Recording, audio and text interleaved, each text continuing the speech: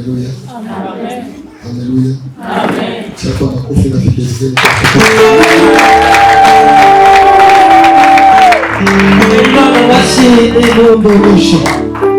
Nashukuru sana Mungu kwa ile neema ambayo ametupatia siku ya leo. Ndashima Imana ku buntu Imana itugiriye uyu munsi. Najua kwamba Wafaransa wanasema kwamba Abafaransa bajya bavuga ngo la chair est chère. ni ukuvuga ngo igicaniro kirahenze.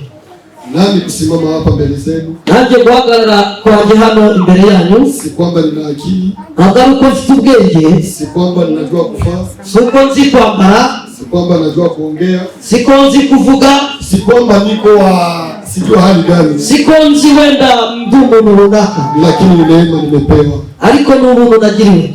Nitasema asante kwa mama, ndashima umubyeyi, maana ameniinua kiwango kikubwa sana. yanzamuye mu buryo bwo hejuru cyane. Najua kama maisha yako urabizi ubuzima bwawe kitu kikubwa, ikintu gikomeye, kitu cha maana, kandi ikintu cy'agaciro kujua kusema asante. ni ukumenya gushima. Kama ujue kusema merci, utazi gushima, hata wakikupa nchi nzima, nubwo waguha igihugu cyose, itakuwa byaba ari ubusa. mtu ambaye anajua kushukuru, umuntu uzi gushima, hata kipewa kidogo, nubwo yahabwa bike, anasema merci, aravuga ati mtu murakoze. wa maana. umuntu Na w'agaciro, yule mtu uwo muntu umtafutie mu viwango vya juu. ushakire mu rwego rwo hejuru. Mama, merci sana. Mama urakoze. Nakosa nisemeje? nabuze icyo navuga. Kumbe na mie mbwa mufu, nanjye imbwa yapfuye, nimefika Kigali. nari kugera i Kigali. Mie Mayibobo, Jewe Mayibobo, mutubure. umuntu ubusa. Mungu apewe sifa. Mari habwe icyubahiro. Najua urabizi, kwa wamoja maji amazi ni kifo, ni urupfu, lakini kwa wengine ariko ku bandi maji ni uzima. amazi ni ubugingo. Mtu mwenye unaweza chukia wewe, umuntu ushobora kwanga, ndio watu 100 wako napenda, abantu 100 nibo bakunda. Unaweza sema mai ni kifo, ushobora kuvuga ngo amazi ni, lakini kwa wengine mai ni uzima. ariko harahandi amazi ari Wewe unaweza katala mama, wewe mushobora kwanga, lakini sie ariko twese maimbwa, sie watu ya bure, abantu b'ubusa tunamkamata wa maana, tukamufata uw'agaciro. Mama, merci sana. Mama urakoze. Nasema asante kwa kanisa lote, ndagushimye ku rusengero rwose, kuja kuacha kazi zenu, kureka imirimo yanyu, kuacha manyumba yenu, kureka ingo zanyu, kuacha TV zenu, kureka televiziyo zanyu, na kuja kusikiliza neno la Mungu. kuza kumva ijambo ry'Imana. Basi kwa majina, mu mazina wananiita Muhindo Ngaboyeka Michel. banyita Muhindo Ngaboyeka Michel. Niko Mkongomani, ndi Umukongomani, lakini katika Kristo niko Mnyarwanda. ariko muri Kristo Yesu ubu ndi Umunyarwanda. Jua kikata ku mwili yangu, uko baciye ku mubiri wawe, wakikata ku mwili yako, baciye ku mubiri sisi wawe, wote tuko na damu ya rouge. twese dufite amaraso y'umutuku. Katika Kristo muri Kristo Yesu hakuna Mwafrika, nta Munyafurika, hakuna Mweropa, nta Muyoropa, hakuna Mnyarwanda, nta Munyarwanda, pia hakuna Mkongomani. nta Mkongomani. Katika Kristo sisi sote ni mmoja. twese turi umwe. Haleluya. Sitaenda mbali, ntabwo ndajya kure, maana Rwanda kwangu ni nchi ya baraka. u Rwanda iwanjye ni igihugu cy'umugisha. Tumemaliza karibu juma 4 hizi, naenda maliza katika Rwanda. ibyumweru 4 ngiye kubimara mu Rwanda. ntabwo narwaye. Hizi pasta amesema tulilala mweta. Pasiteri arabivuze, Tumemaliza juma bila kuona panya mama. twarangije ibyumweru 2 tutareba imbeba Juma moja icyumweru kimwe bila kuona panya. nta n'imbeba twabonye. Sapa makofi na vigelegele. Nani nihubiri? mbere kuimbwiriza Utaacha baba papa uimbe tena ile nyimbo kidogo tuilize ndani ya tena. imba iyo Ili nasema kwamba moyo wangu mliimba na Kiswahili. umutima wanjye. Najua tuko na teme nasema faida ya kuomba Mungu. inyungu zo gusenga Imana. Nani leo nitafundisha juu ya kitungo cha wanaita nzogisha ikintu kimwe bita kurudishiwa haki. gusubizwa ibyo wanyazwe, Kurudishiwa haki. gusubizwa ibyari byawe. Najua ulipoteza haki yako. Watakaje idari byawe. Najua ulipoteza mali yako. Watakaje ubutunzi bwawe. Najua yako yote ilinyang'anywa. Lakini siku ya leo ninakutangazia kwamba haki yako itarudia. Yako yenyewe ilikuliwa kupitia maombi. Kupitia maombi. Leo itarudia. Sema haki yangu itarudia. Come on, come on, come on.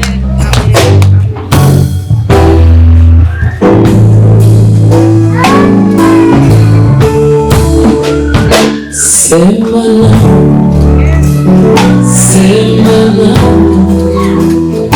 semana, oh yeah.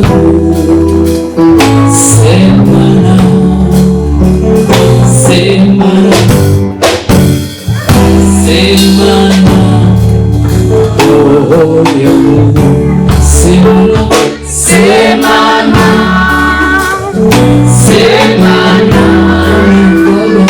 semana.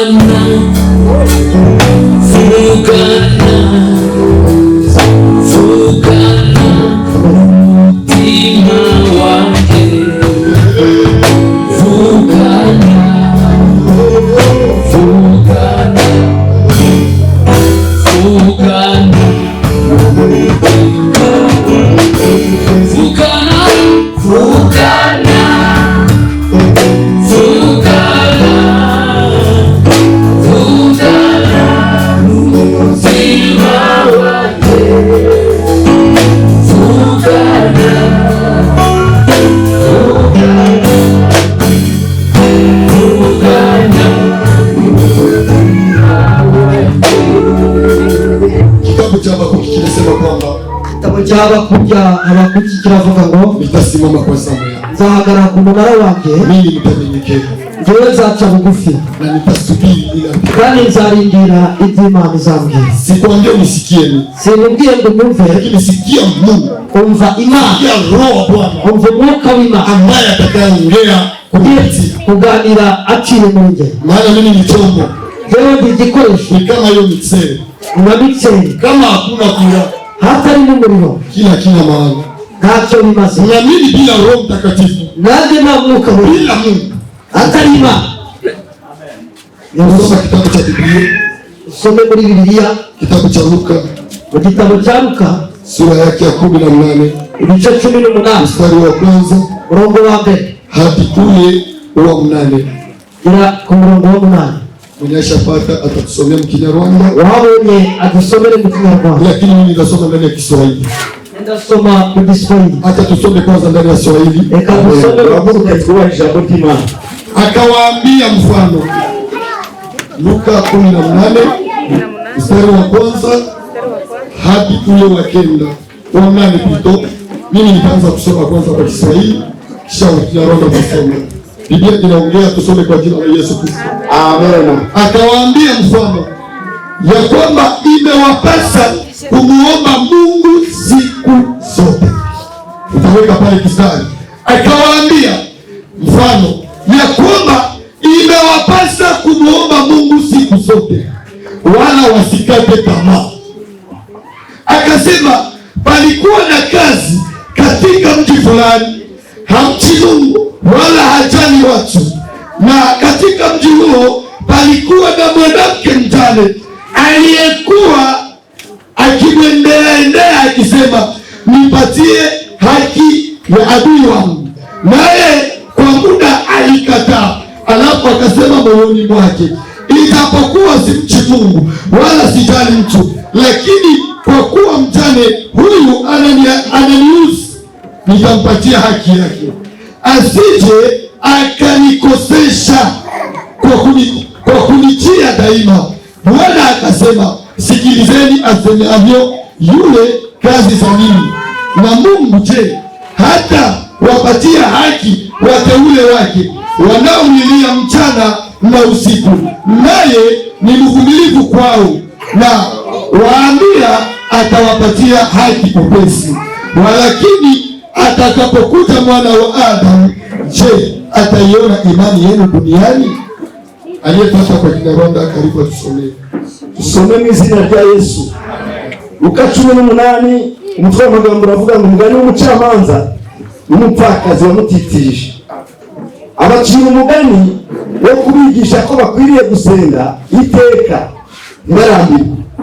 Arababwira ati, hariho umucamanza mu mudugudu umwe utubaha Imana ntiyite ku bantu. Muri uwo mudugudu harimo umupfakazi, aramusanga aramubwira ati, ndengera ku mwanzi wanjye. Amara iminsi, ariko aho ageze aribwira ati, nubwo nubaha Imana kandi sinite ku bantu, ariko kuko uyu mupfakazi anduhije ndamurengera ngo adahora azi iminsi yose akambusha. Nuko umwami Yesu arabaza ati, ntimwumvise ibyo umucamanza ukiranirwa yavuze? Ubwo bibaye bityo, Imana se yo ntizarengera intore zayo ziyitakira ku manywa na nijoro? Mbese yazirangarana? Ndababwira yuko izazirengera vuba.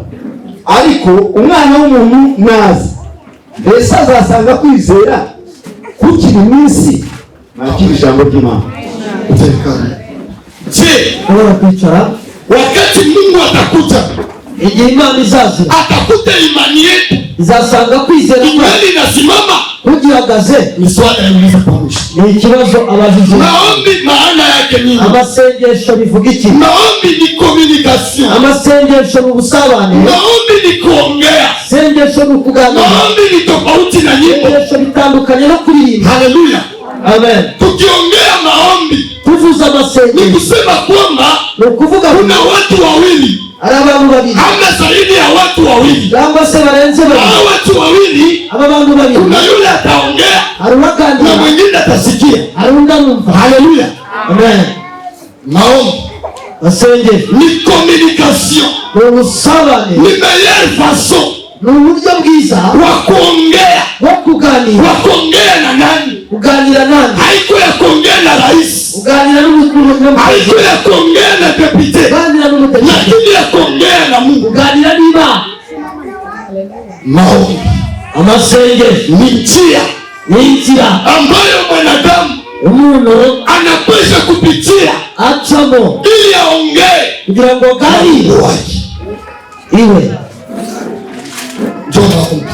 Iyo masengesho, Maombi ni amasengesho tofauti na nyimbo, tandukanye n'indimi, lakini nyimbo ariko ni indimi kuomba mara pili. gusenga kabiri. Haleluya. Amen. Maana ya nyimbo, Ikivuze indimi kuna mahubiri hari na kuna inyigisho, sauti. n'ijwi. Amen. Mtu akiimba Umuntu aririmbye maana anaomba mara ngapi? abasenze, Anaomba mara pili. abasenze kabiri. Lakini maombi Ariko maana amasengesho yake bishatse ni n'ijwi njia ya mwanadamu n'umuntu kuongea kuganira na Mungu wake. n'Imana ye. Unaongea na Mungu wako wewe. Wowe uganira n'Imana yawe. Unasema kwamba Biravuga ngo ukitaka kuomba ushatse gusenga, ingia ndani ya chumba chako mu cyumba cha cyawe ndani na ufunge mlango. ukinga umuryango. Sijui kama unaongea na bwana wako wewe. Ikiri buryo uganira n'umugabo wawe gute? Baba fulani, nikwambie mtoto watoto bali wakukuza pale mwana yako akumetangaza pale. Nta kintu yakora. Amen. Amen. Watu wengi Abantu benshi wameshindwa kujibiliwa batsindwa mu gusubiza ndio maombi yao kubasengesha kwa sababu kubera ko wanaomba vibaya. basaba nabi. Ndio maana kitabu cha Isaya Igitabo cy'Isaya kimetuambia kwamba unaomba hakujibiliwe kwa sababu unaomba vibaya. musaba nabi. Amen. Amen. Ukijua kuomba, Umenye gusenga, ukijua kuomba, umenye gusenga, jua kwamba majibu yako karibu. igisubizo kiri hafi. Haleluya. Amen. Haleluya. Amen. Kujua kuomba, Kumenya gusenga, kuomba Gusenga haiko kulalamika tu. ntabwo ari ukuvuza induru. Kuomba Gusenga haiko kuomba na sauti, ntabwo ari gusenga n'ijwi, lakini kuomba ariko gusenga kujua unasema namna gani, urimo kuvuga ndicho unaongea iki ndani ya maombi yako. amasengesho Kwa yawe. maana Ana, aho ugiye Biblia inasema Ana uravuga ngo Ana akaenda aragenda akapiga magoti arapfukama akaanza omba atangira gusenga inaganaga akionyesha mateso yake, agaragaza ububabare bwe, na Mungu akamjibu. Imana iramusubiza. Haleluya. Amen. Kuomba Usenga ni njia sahihi ni inzira yako yawe na yangu ni ya yawe kuongea na nani? senga kuganira n'Imana. Haleluya. Wewe mwenyewe unatoka maombi, Wowe unanirwa mu masengesho, wewe mwenyewe unatoka maombi, wowe unanirwa mu masengesho, shida yako itatoka. sinzi igisubizo cyawe. Mlango wa majibu, Umuryango w'ibisubizo, mlango wa majibu umuryango ni w'ibisubizo, kujua kuomba. kumenya gusenga. Biblia inatuambia Biratubwira ngo ndani kitabu cha Wathesalonika wa kwanza Igitabo cy'Abatesalonika sura 5 mstari wa 17, 5:10, ombeni bila kuchoka. musenge mutarambirwa. Kama uombe, Udasenze Mungu hayajui mahitaji yako. Mana ntiyamenya ibyifuzo byawe. Njala, Inzara mtu atajua kama uko njaa. umuntu azamenya ko ushoboye Mtu ulimwambia uko wamubwiye niko njaa, ndashoboye, lakini ukianza anguka, hagiye kugwa ukianza anguka, hagiye kugwa watasema ni magonjwa. azavuga ko Lakini ukiongea nina njaa, jua kwamba watakupa chakula. bazaguha icyo kurya. Sio kama anasema mkuu. Sinzi niba mvuze ukuri. Kuongea. Kuganira. Mama, kama unataka bwana yako ushaka ngo umugabo wawe akupende kila siku, agukunde cyane, jua kuongea. menya kuvuga. Ndoa za mingi ubuzungu zinakufa zirangirika kwa sababu hakuna maongezi. kubera ko nta biganiro bihari. Hakuna nini? Nta biganiro bihari. Bwana anatoka kwa kazi, mugabo avuye mu kazi, hawakumtosha mali yake, nta nubwo wamukuyemo imwe, hawakumpatia na maji ya moto asubuhi, y'amazi ngo yoza mu hawakumwambia hata karibu kumeza. nubwo wamubwiye ngo Bwana alishakajua mugabo asiko saa mbiri inalomba niko wapi, ngomba kuba ndiye niko kumeza, ndadi kumeza, hana mwanamke ariko nawe wakumwambia papa chakula ishakuwa tayari kumeza. biriteguye, byamaze gutegurwa, biri ku meza. Sasa nataka sheri nipe kifu, urashaka sheri mpereza, sheri nipe kado, mpereza kado. Pepili yole waka kuva nashaka wana haka niletaka kitenge kazilipangwa. nuko yanzanira n'igitenge. Ntabwo uzi kuvuga. Ukitaka kubarikiwa, ushaka kubona umugisha, ukitaka kubarikiwa, ushaka kubona umugisha, ukitaka kujibiwa, ushaka gusubiza, ukitaka matatizo yako yajulikane, bila kuomba, kujua kuongea. menya kuganira, kujua kuongea, umenya kuvuga, kujua kuongea. umenya kuvuga. Hautaongea na Mungu ntabwo uzavuga na sababu Mungu, unaongea na quartier mzima. kuganira n'umudugudu wose.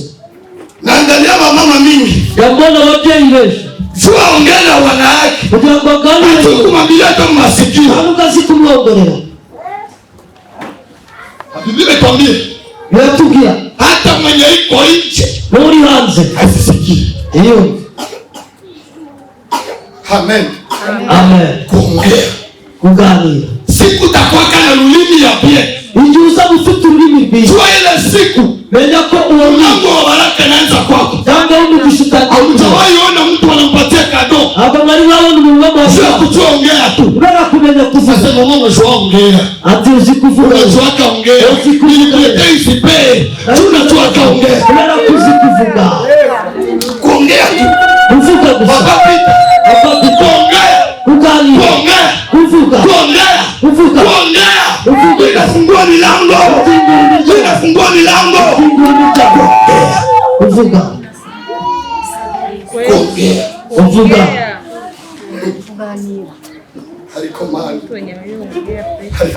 wewe. Na mnapenda kuolewa juu ya nini?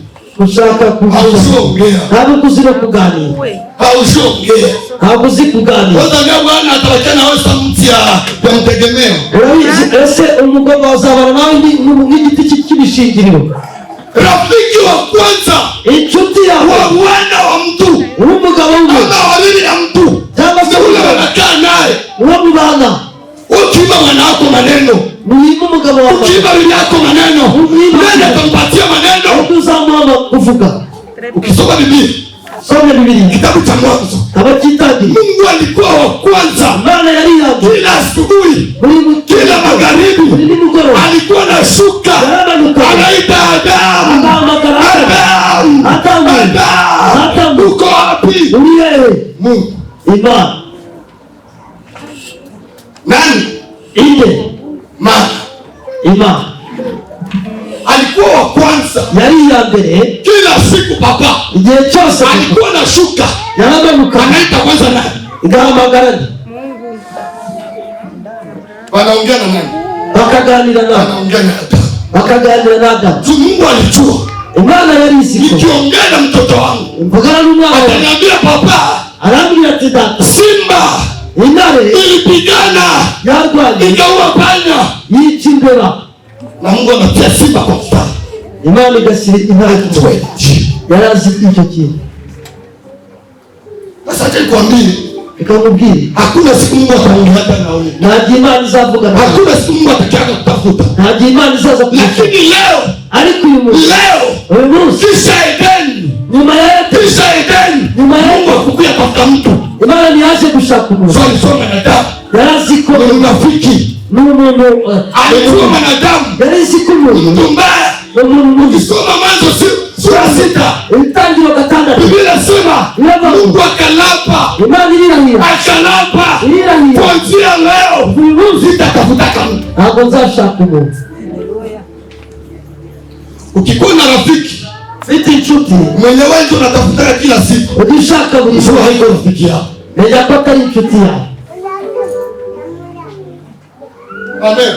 Amen. Ukikuwa na rafiki, ufite inshuti, mwenye wewe ndio unaenda tafuta lengi mpaka dimanche, shakushaka kuwa mbele hata kutumia hata message, hata yakueleza, hata kuita hata ku telefoni, hata ku WhatsApp ya bure, hata kutumia hata bonjour, sio kama kuna shibandika bandika hapo, urimo kwihomeka ntabwo ari inshuti yawe.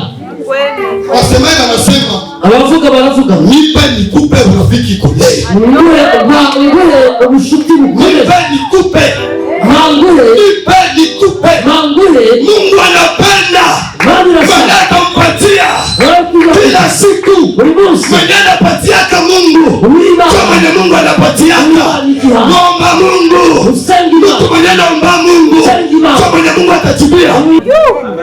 Mwenye anaombaka Mungu, mwenye Mungu atajibia. Mwenye anapatiaka Mungu, Mungu anapatiaka. Kwa maana Yesu anasema nilikuja kwenu, nilipisha mlango, hamkufungua. Kama unapisha mlango, kama unapiga hodi, kufungulia utaingia. batagukinguye wapinjira, utaingia, wapinjira. Lakini ukipiga hodi, ariko ukoma, mlango unafunguliwa, umuryango urakinguka. unafanya nini? Ukora iki? Rafiki yake, umushuti mwiza, rafiki mzuri, nshuti nziza. Mungu anakuambia leo bonjour, urabwira uyu munsi mwana, kesho anakuambia bonjour, ejo nawe akakubwira ati mwiriwe. Siniona watu wameshuhudia hapa, abonye abantu bashimye, wameshuhudia jani, bashimye kubera waliona nani? Waliona nani? Kuna tomo ambie Mungu wa Masandrini haiko Mungu. Ntabwo Masandrini ari Imana. Atakwambia Mungu wa Masandrini ni Mungu mara moja. Masandrini ni Imana ijana. Tu aliona nani? Wala kwa aliona Mungu wake. Yeye Imana yeye. Yes.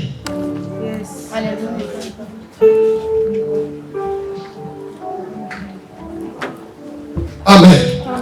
Wakati unaongea unaomba, iyo urimo gusema, wakati uko unaomba, iyo urimo kuomba, menyako uko naongea, urimo kuganira na baba yako aliyetumbika, na sawa wa mwisho. Kwa maana kitabu cha Mathayo sura 6 ilicho vitano mstari wa 9, wanafunzi wakamuuliza Yesu, unajua utaenda na Yohane gani aliwafundisha wanafunzi wake kuomba. Sasa sie utufundishe kuomba. gusenga. Mti mzuri Igiti cyiza unazaa matunda mazuri. byari imbuto nziza.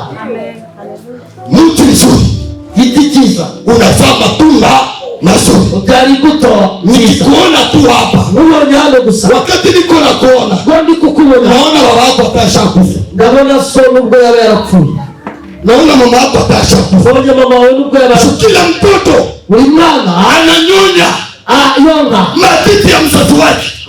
amabere ya nyina. Hawezi kuwa na comportement mu Sandrine kama utakuli salona pasteur Miss. Ntabwo ushobora kugira imico ya mama Sandrine waravukiye ku pasteur. Wewe ongea yako tu sana. Abanira kwawe cyane. Unajua pasteur wako uko ongea sana. Uhita tumenya ko pasteur wawe nawe ari umunyamahanga. Na ukikuwa kwa Elohim, uje muri Elohim, utatambua directement pasteur wako. uzamenya pasteur wawe. Haleluya. Amen. Tutawatambua. Uzabamenya Kwa matendo yenu. mu bikorwa byanyu. Atojifiche. Nubwo wakwisha. Ana macho saba. Afite amaso arindwi. Wakati unaongea, igihe uri kuganira, wakati unachoongea, igihe uzi kuganira, wakati unachoomba, igihe uzi gusema, kwamba menya ko maombi amasengesho kitu ya kwanza nicyo kintu cya mbere haikuwake na yalala. kitajya kigira ikimoteri. Unaweza kamata mikate watoto walitupa, ushobora gufata imigati abana bataye, unaita mkialala, ukayishyira mu kimoteri, ugashyira mu kimoteri. Unaweza vala sipere mwaka mmoja, ushobora kwambara sipere itachuya isachuya, kandi maze ungepasula mu mitepe ya watoto, ukayicamo ibintu byo ku. naweza vala ikoti, ushobora kwambara ikoti, baada ya muda fulani nyuma y'igihe runaka itaharibika, yangiritse, itaitupa. Lakini maombi ariko amasengesho hata niliomba 2010, hata niombe 2020, maombi yangu yatajibiwa. azasubizwa. Maombi niko kuomba sana, amasengesho uri gusenga cyane ni miaka na miaka, ni imyaka n'imyaka. Biblia inasema Biravuga Yona alikuwa mtume yari mu nda ya samaki, lakini akasema nitaomba Mungu, nitaomba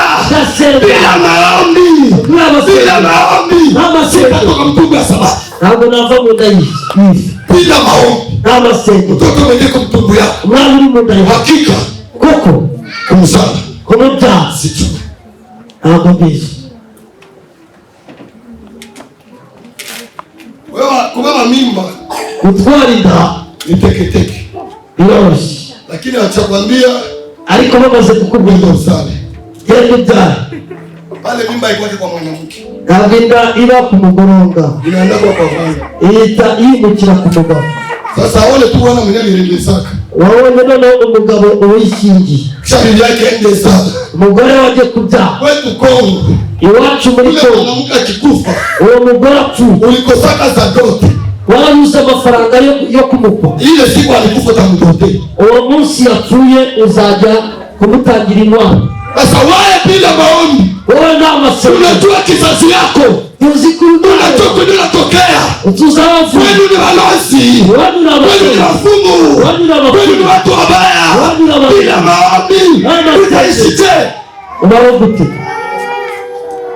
malaria tu malaria gusa inakutingiza tingiza, iragutekea mkono bakagushyiraho ukuboko, malaria inatoka. malaria ikavaho. Kwa Mungu Kuma kuko masolution, niho hari igisubizo, kuko masolution. niho hari ibisubizo. Hii dunia ku isi inajaa maproblem, huzuye ibibazo, lakini mbinguni ariko mu ijuru kunajaa masolution. huzuye ibisubizo. Aomba ibyo usaba, usaba atapewa, azahabwa, atafutaye ushaka atapata, azahabwa, abishaye koma atafunguliwa. azakingurwa. Omba, senga, tafuta, shaka, bisha, unaona mkono wa Mungu. urabona kuba Nitabiria mtu mmoja ndashagwanira umuntu Mika 14 jours muri iyi minsi 10 ndio tuko tunaomba, turimo gusenga, hakika nakitangaza kama nabii wa Bwana umuhanuzi w'Imana nitarudia hapa. zagaruka Mtu mmoja amejibiliwa, umuntu yasubije kama kajibiliwa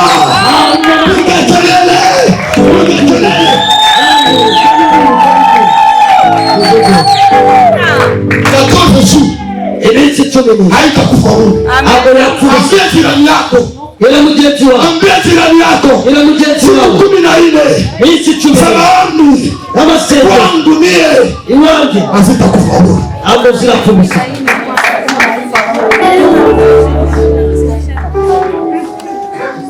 Amen.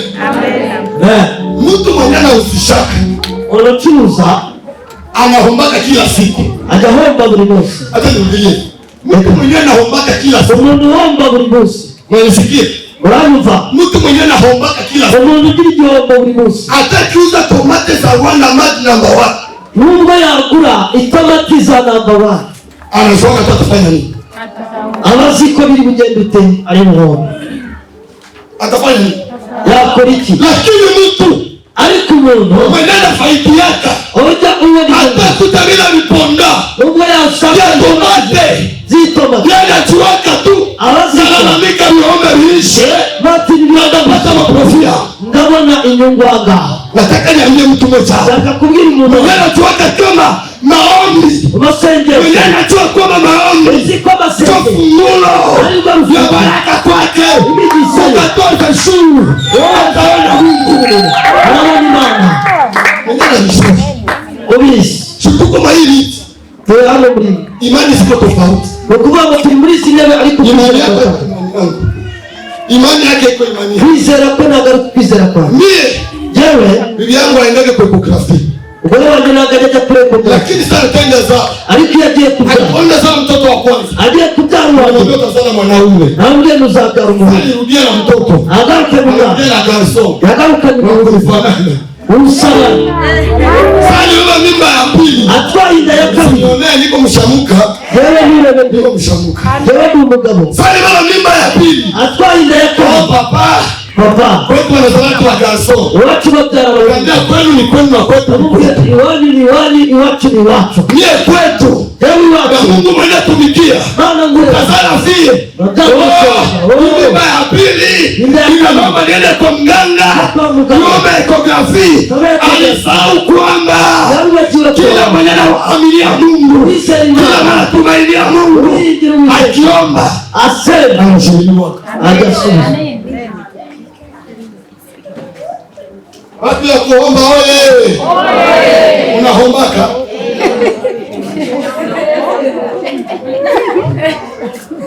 kuomba, kuomba igihombo, moyo nataka kukuja moyo, ndashaka kuguca intege. kihomba igihombo, kihomba igihombo, kihomba wowe uombe ubwo wasema utajibiwa. ntabwo wasubizwa. Nani mwenye ataingia mwimani yangu leo? Ndio unajya mu kwizera kwa uyu munsi. Nani mwenye ataingia mwimani ya mama Sandrine? Ndio unajya mu kwizera kwa mama Sandrine nona. Siaona huyu mama akiomba Ntabwo nari nabona umutera senga ashinde kujibiwa. nono abure gusubizwa. Acha niambie katika kanisa, Reka mubwire usenge nguvu ya mchungaji wa hapo evango ibanga ry'umushumba wacu hano ni machozi. ni ukuvuga ngo ni amarira. Unaweza kuona na kila mshuzi bongo ati mushobora kubona nawe ariko mtoto wake suri umwana watundu, wowe, lakini nguvu ya mama imbaraga z'uyu mubyeyi akitosha machozi, amaze kurira, hata vitu vilikuwa vya nguvu wa nubwo ibintu byari bimeze ninajua ziko bisubizwa. mtoto anakufa, umwana mtoto anakufa, umwana wapfuye, misali chozi kutoka amarira avye.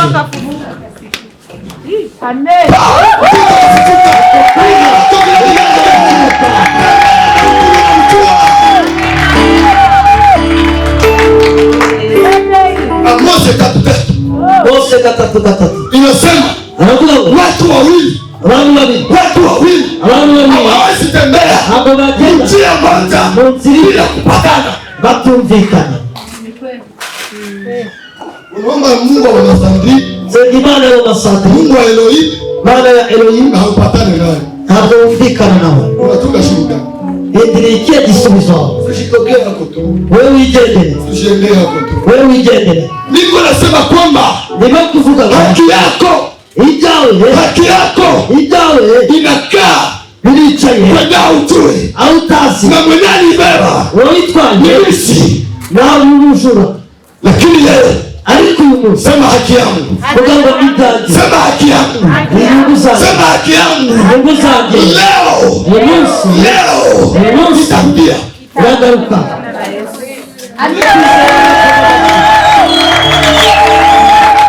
Sema leo, kuanzia leo, uyu munsi rudia nikono, sema kuanzia leo, kuanzia leo, wewe sema Kinyarwanda, rudia Kinyarwanda, sema kuanzia leo, kuva uyu munsi 14 jours iminsi 14 itatishibia, bansubiza, itanipatia mtoto, yaba umwana, itanipa minervale, yaba itanipa kazi, itanipa nyumba, itanipa mwisho wa mwaka. Natabiria mtu hapa, hautakufa, hautakufa, bali utaishi. hautakufa, Utaishi. urabaho. Soma hiki kitabu. Soma Ibyanditswe. Ayubu, Muri Yobu, Ayubu 20:15. 15. niko natangazia tu mtu mwenye na imani. Ndangariza umuntu ufite Kama kumva 14 jours iminsi 10 wafumu wapende wasipopenda, babikunde batabikora, balozi wapende wasipopenda, abarozi babyemere tunaenda bakubaze 2023, kugira ngo tunaenda 2023. Simama kabisa yako, simama, simama, simama leo. Ninaenda 2023, ninaenda 2023. Fanya hivi, uraguca sema leo ninaenda 2023. Sitakufa. yewe ntabwo Naenda 2023. Shetani yako pa. yicarira aho Ayubu, makumi mbili. 20:15. Naongea nini papa? Yobu 20:15. Asome mu izina rya Yesu. Yes. Amen. Yobu 20:15 havuze ngo Aha. ubutunzi yabumize bunguri, Kila mwenye alimeza mali uwabishe kandi azaburuka, atayatapika. uwabishe ubutunzi arabutabuza, Imana izamuhubuza mu nda ye, Ataitosha. Imana izamuhubuza mu nda ye. Amen. Amen. Mwenye alimeza Uwabishe haki yako itawe akameza amira kazi yako, kazi kawe, akameza amira nyumba yako, inzu yawe, akameza amira watoto wako, bana bawe, akameza amira ndoa yako. ubukwe bwawe. Tarehe ya leo, Uyu munsi siku ya leo ataitapika. araruka.